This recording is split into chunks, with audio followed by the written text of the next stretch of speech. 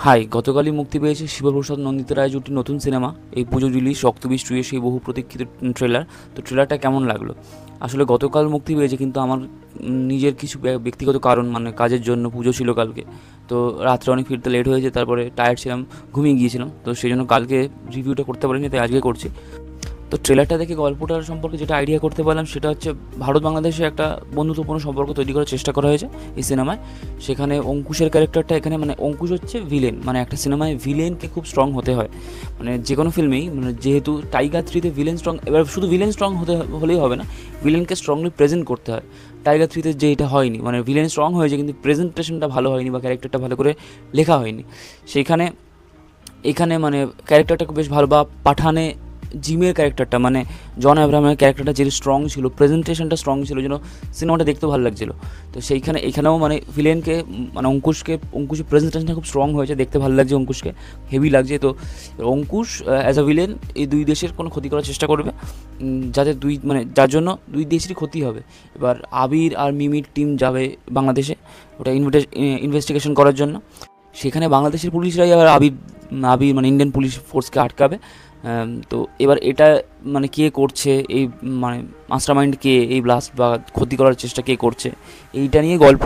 তো যা বুঝলাম এখানে ফার্স্ট পার্ট মানে রক্তবীজ 1-এর সঙ্গে রক্তবীজ 2 কিছুটা একটা কানেকশন থাকবে, কারণ এটা ট্রেলারেই তার পরিষ্কার একটা করা হয়েছে। কিছু একটা মানে একদম সেপারেট গল্প এটা হবে না, ওটার ফার্স্ট পার্টের সঙ্গে একটা ইন্টার কানেকশন থাকবে।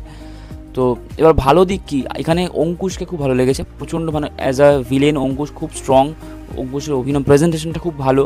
মানে লাস্ট একটা শট আছে, মানে ভিলেন হিরোকে টক্কর দিচ্ছে, এই ধরনের শট আছে লাস্টের দিকে, সেখানে ওই সিনটা দেখতে খুব কমার্শিয়াল, খুব ভালো লাগছে। কারণ যেহেতু অঙ্কুশের প্রেজেন্টেশন ভালো, অঙ্কুশের অভিনয় খুব ভালো লাগছে এখনও অবধি ট্রেলারে যা দেখলাম। তো এখানে হিরো ভিলেনের একটা জবরদস্ত টাসেল হবে। তো এখানে অঙ্কুশের একটা ব্যাক স্টোরিও রাখা হয়েছে, একটা কী কারণে ও মুনির আলম তৈরি হলো, আর একটা লাভ ইন্টারেস্ট আছে ব্যাক স্টোরিতে, যেই লাভ ইন্টারেস্টটা তাকে এই ধরনের কাজকর্ম করতে বারণ করছে, তারপরে সে একদম ডেসপারেট সেই কাজকর্ম করতে, মানে সে ক্ষতি করতে চায়, এই ধরনের মানে যা প্রমিস করছে অ্যাকচুয়ালি ট্রেলারে, সেদিক থেকে মানে অঙ্কুশের ক্যারেক্টারটা খুব ডেসপারেট, এইগুলো আর ব্যাক স্টোরিটাও শো করছে, সেই দিক থেকে অঙ্কুশের ক্যারেক্টারটা ভালো লাগছে দেখতে, অঙ্কুশকে দেখতে খুব ভালো লাগছে। আর এখানে আবিরকে দেখতে ভালো লাগছে, আবিরের এই প্রথমবার আবির একটা কমার্শিয়াল অ্যাপ্রোচে প্রেজেন্টেশন দেখলাম। তো সেই দিক থেকে আবিরকে দেখতে ভালো লাগছে, যে লুকটা দেওয়া হয়েছে, গোফের লুকটা দেওয়া হয়েছে, লুকটা দেখতে আবিরের প্রতি শ্যুট করছে। আবিরকে একটা কমার্শিয়াল অ্যাপ্রোচে ইয়ে করা হয়েছে, প্রেজেন্ট করা হয়েছে, কারণ একটা বিল্ডিংয়ের ওপর থেকে নামছে দড়ি বেয়ে, ওই যে কমার্শিয়াল অ্যাপ্রোচগুলো রাখা হয়েছে। তো সেই দিক থেকে মানে রক্তবীজ 1-এর থেকে অনেকটা বেশি কমার্শিয়াল অ্যাপ্রোচ দিয়েছে, মানে ইউথ ফ্রেন্ডলি করার চেষ্টা করা হয়েছে, সেই দিক থেকে ওটা দেখতে ভালো লাগছে। মানে ট্রেলারটা মানে পুরো কম্প্যাক্ট, ট্রেলারটা বেসিক্যালি একটু বড় ট্রেলার, কিন্তু বড় হওয়া সত্ত্বেও কম্প্যাক্ট, খুব ইন্টেন্স। মানে পঙ্কজ সিংহ আর মুনির আলমের যে টাসেলটার জন্য, ফেস অফটার জন্য এটাই পুরো ট্রেলারটাকে মানে কম্প্যাক্ট করে। আর প্রত্যেকটা ক্যারেক্টারকে যেভাবে প্রেজেন্ট করে, মানে প্রত্যেকেই স্পেস পেয়েছে, ভালো ভালো অ্যাক্টার আছে। এই মানে রক্তবীজ 1-এর থেকে অনেকটা গ্র্যান্ড সেই দিক থেকে। তো সবই ভালো, খারাপ দিক আমার খুব একটা যে চোখে পড়েছে তা নয়, কিন্তু কয়েকটা দিক আছে, যেমন যেহেতু মিউজিক ভালো না, মিউজিক একটাও গান আমার পার্সোনালি ভালো লাগেনি, সেই জন্য প্রথম দিকে যে গানগুলোর ইউজ করা হয়েছে গানগুলো ভালো লাগছে না, হঠাৎ আসছে, মানে হঠাৎ করে আসছে আর কি, এরকম মনে হচ্ছে, এরকম ফিল হচ্ছে।